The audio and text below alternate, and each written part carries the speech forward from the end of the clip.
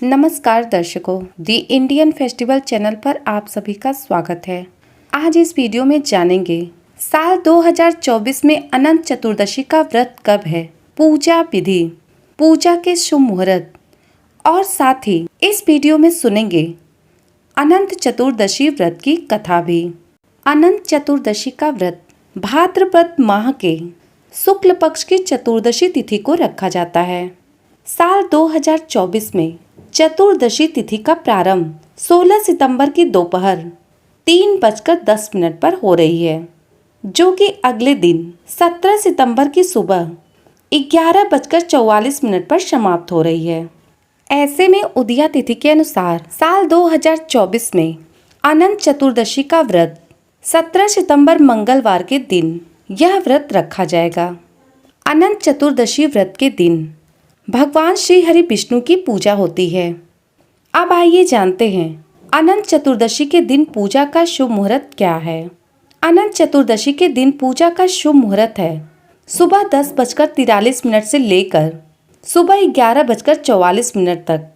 अब आइए जानते हैं अनंत चतुर्दशी व्रत की पूजा विधि। अनंत चतुर्दशी के दिन व्रत रखने वाले व्यक्ति प्रातःकाल स्नान करके भगवान विष्णु की प्रतिमा के सामने अनंत सूत्र धारण करते हैं।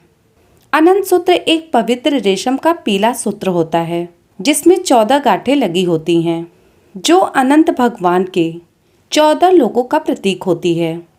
इस दिन प्रातःकाल स्नान करके शुद्ध वस्त्र धारण करें। भगवान विष्णु की प्रतिमा या चित्र के समक्ष विधि विधान से पूजा करें।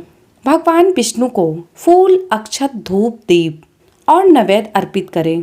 पूजा के बाद अनंत सूत्र को भगवान विष्णु के चरणों में अर्पित करके पवित्र जल छिड़के। पुरुष अपने दाहिने हाथ में तथा महिलाएं अपने बाएं हाथ में अनंत सूत्र बांधे। यह सूत्र भगवान की अनंत कृपा का प्रतीक होता है, जो जीवन के समस्त कष्टों से मुक्ति दिलाता है। पूजा के दौरान भगवान विष्णु को पंजीरी, मिष्ठान और अन्य नैवेद्य का भोग अर्पित करें। इसके बाद प्रसाद अपने परिवार में वितरण करें।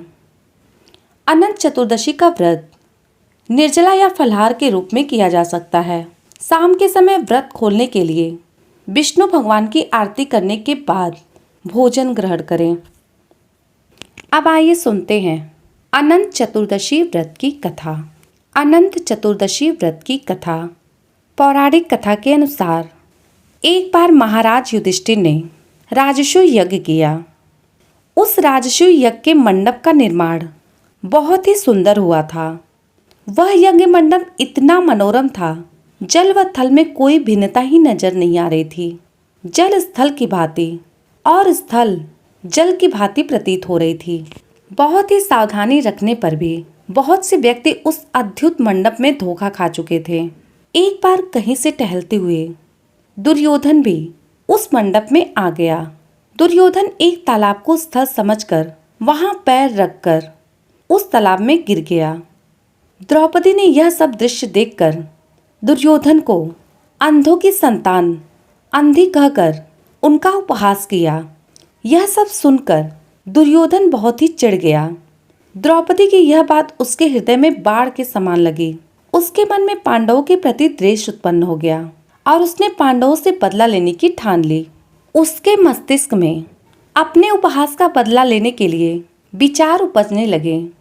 उसने बदला लेने के लिए पांडवों को धृतक्रीड़ा में हराकर उस अपमान का बदला लेने की सोची। एक बार दुर्योधन पांडवों को जुए में पराजित कर दिया। पराजित होने पर प्रतिज्ञा अनुसार पांडवों को 12 वर्ष के लिए अज्ञातवास का वनवास भोगना पड़ा। वन में रहते हुए पांडव बहुत ही कष्ट सह रहे थे। एक बार भगवान श्री कृष्ण पांडवों से मिलने आए। भगवान श्री कृष्ण को देखकर सभी पांडव बहुत ही प्रसन्न हुए। श्री कृष्ण से मिलने पर महाराज युधिष्ठिर ने उनसे अपना दुख कहा और उनसे अपने दुख दूर करने का उपाय पूछा। तब भगवान श्री कृष्ण ने युधिष्ठिर से कहा, हे युधिष्ठिर, तुम विधि पूर्वक अनंत भगवान का व्रत करो। इससे तुम्हारा सारा कष्ट दूर हो जाएगा और तुम्हारा खोया हुआ राज्य तुम्हें पुनः प्राप्त हो जाएगा।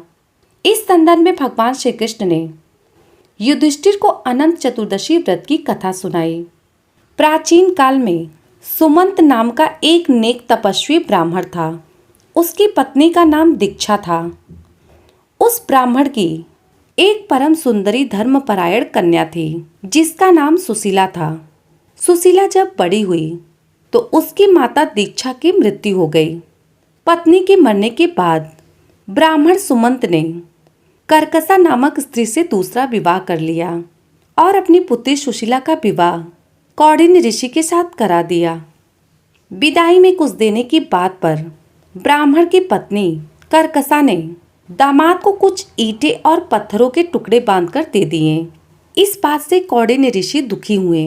अपनी पत्नी को लेकर अपने आश्रम की ओर चल दिए, परंतु रास्ते में ही रात हो गई। वे नदी के तट पर ही संध्या करने लगे। सुशीला ने देखा वहां पर बहुत सी स्त्रियां सुंदर वस्त्र धारण कर किसी देवता की पूजा कर रही थीं। सुशीला के पूछने पर उन स्त्रियों ने विधि पूर्वक अनंत व्रत की महत्ता बताई।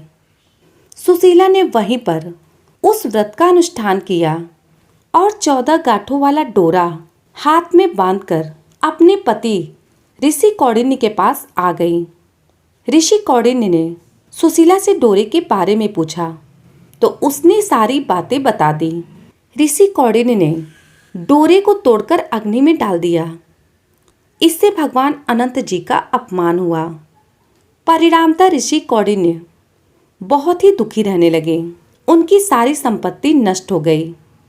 इस दरिद्रता का उन्होंने अपनी पत्नी से कारण पूछा। तब सुशीला ने कहा, हे स्वामी, आपने अनंत भगवान का अपमान किया था।